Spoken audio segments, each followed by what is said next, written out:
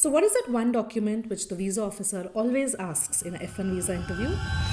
That's right, it's the I-20.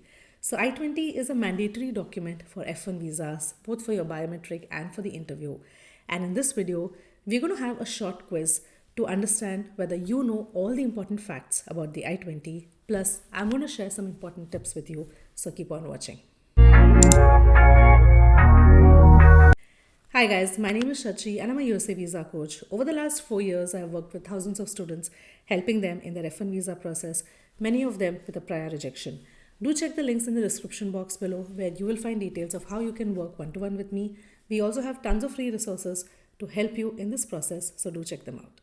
So what exactly is an I-20? When you apply to a university in the US and they accept you, they will issue an admit. Now you need to formally accept this admit and apply for a document called the I-20.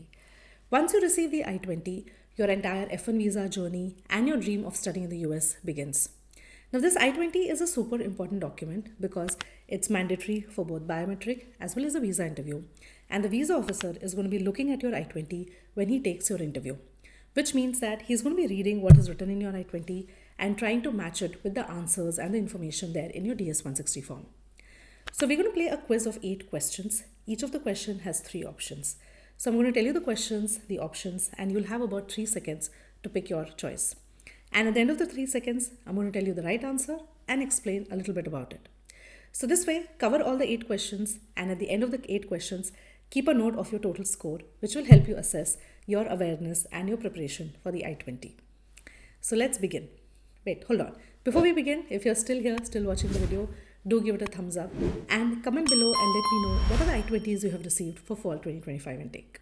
Alright, so let's get started, and here's your question number 1. What does the I-20 confirm? Option number A, you have paid fees to the university. Option number B, you have a visa. Option number C, you got admit to the US university.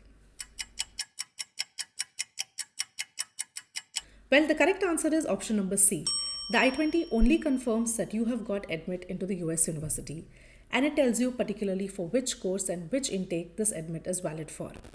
The I-20 also does one more thing. It also gives you the SEVIS number, and this number indicates that your details have been entered into the Student Exchange and Visitor Information System, which basically keeps track of all the students coming into the US under F, M, and J category. With the I-20, you essentially get the green light to apply for your visa interview and to get your visa process started. Next, let's move to question number 2. Where is the SEVIS ID located on your I-20? Option number A, top right. Option number B, bottom left. Option number C, near your passport details. Well, the correct answer is option number A. The SEVIS ID is located right on top of your I-20, and it's in fact the first thing that you will notice on your I-20, and it always begins with the letter N. Now this is a really important number, and you'll be using it in various places. You're going to be using this number when you create your visa portal and enter the SEVIS ID. You're going to be using this number to pay the SEVIS fee, and you're also going to be using this number when you fill your DS-160 form. Take a lot of care when you enter these digits, because these digits have to be accurate, and the SEVIS ID in your I-20, your DS-160 form, and the SEVIS fee that you're going to pay, and of course the visa portal have to match exactly. In fact, there's also a fee associated with SEVIS called the SEVIS fee, but I'm going to be discussing more about this in my next video, which is going to be all about SEVIS, so stay tuned for that. So question number 3, and this is a super important one. The name on your I-20 has to match which of the documents? A, passport. B, birth certificate. C, education certificate. Well, the correct answer is A, passport. So your I-20 has to have exact match with the name in your passport. The given name in the passport has to come in the given name section of the I-20. If you have a middle name, then the middle name can come with the given name, and the surname in your passport has to come in the surname section of the I-20. Even if there's difference of one letter, you need to contact the university immediately and get it corrected. If the name on your I-20 is not accurate, you will not be able to do the biometric or the visa interview. We also get a ton of questions from students who do not have any surname in the passport. If that's the case with you, then you need to follow the format that the given name in the I-20 has to be left blank, and the name in your passport has to be entered in the surname part of the I-20. This is because in the US visa system, the surname is mandatory. You cannot leave the surname blank. So the surname has to be entered as per the passport and the given name has to be left blank. In case your I-20 is not following this, do contact your university and let them know immediately to fix this. Moving on to question number 4. What does the program start date written on your I-20 tell you? A. The travel date. B. The course length. C. The visa interview date. The correct answer is option number A, the travel date. So the program start date is giving you a good indication about your travel dates. And as per the US visa system, you can only enter 30 days before the program start date. So let's say that the program start date on your I-20 is 15th of August. You can enter US only 30 days before 15th of August, so by 15th of July. You cannot enter before that. So the program start date is in fact a very useful information because it helps you plan your travel and when exactly you can enter the US. Moving on to question number 5. The financial section on your I-20 indicates to the visa officer that A. You have paid your service fee. B. You can fund the first year of your education. C. Your sponsor's salary and savings. Well, the correct answer is B. The funds for the first year. The financial section of your I-20 is telling the visa officer all about the first year funding of your course. It tells him what is the cost associated with the first year and how exactly you're going to fund it. So you need to be very thorough with the financial section and be clear on what are the numbers that are written and what are the sources. To fund the first year of your education, you would have submitted these documents to the university when you accepted the I-20. And maybe you showed a combination of education loan, personal savings, family savings, or through any other sponsor. Now, whatever details are there in the I-20 for the financial section, the same needs to be carried forward to the interview. Many times we have students who would have shown funds to get the I-20, but during the time of the visa interview, they don't have those funds, and that can create a problem. So ensure there's 100% consistency between what you have shown in the I-20 and the funds that you have with you in the visa interview. Again, since this section is so important, there is a separate video which is coming up just to understand and deep dive into the financial section, so stay tuned for that. Moving on to question number 6. Who signs the I-20 and when should you do it? A. Your father. B. You before the visa interview. C. At the port of entry.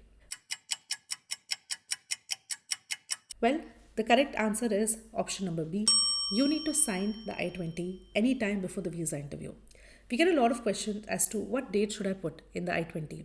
Well, you can sign it any time before the visa interview and put that particular date. To sign it, it has to be a physical sign. You can use a black or a blue pen and sign the I-20. Digital signatures will not work. Also, the signature of the guardian is required only if you are below 18 years of age. Otherwise, just your signature is enough. But this signature is mandatory before you go for your biometric and for your visa interview. Coming to the second last question, and this is a true and a false one. You can receive multiple I-20s, true or false? This is again a question that we are asked very, very frequently. Can I have multiple I-20s or is it a strict no for the visa interview? Well, the answer is yes, you can have multiple I-20s. So when you start your entire process of applying to universities in the US, it's always a top-down filtering process. You would have applied to universities out of which you'll get some admits. Out of the admits that you've got, you'll accept some and you'll request I-20s from probably a couple of them or 2 or 3 of them. And from there, you will go with the final I-20. So it's quite okay to have multiple I-20s because universities do not issue I-20s at the same time. Every university takes different time. Some issue it quite early in the intake, whereas some issue it a little bit later. So you cannot really rely and just be dependent on one I-20 and wait for it. So it's completely okay to have more than one I-20, which gives you that backup option and gives you that safety net. And finally, you can decide on the final I-20 that you're going to go with. And with that, do your entire process of booking the appointment, filling the DS-160 form, and eventually appearing for the visa interview. However, do keep one thing in mind that if you have received an I-20 from a university, you will need to declare it in the visa interview. So if the visa officer asks you what are the admits you have, the one with which you have received the I-20 cannot be skipped and that has to be mentioned to the visa officer. And finally, we come to our last question. And this, I hope all of you get it right. What do you do if there's a mistake on your I-20? A. Cross it out. B. Ignore it. C. Contact the university. So I hope all of you selected the right option here. Contact the university. Yes, this is super important.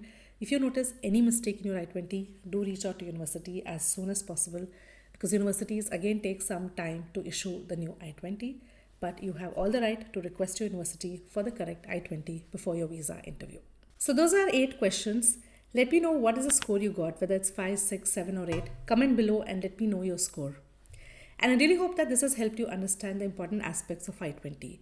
The I-20 is so important, and every intake when we work with students, we see that there are always some errors or some mistakes made by the university.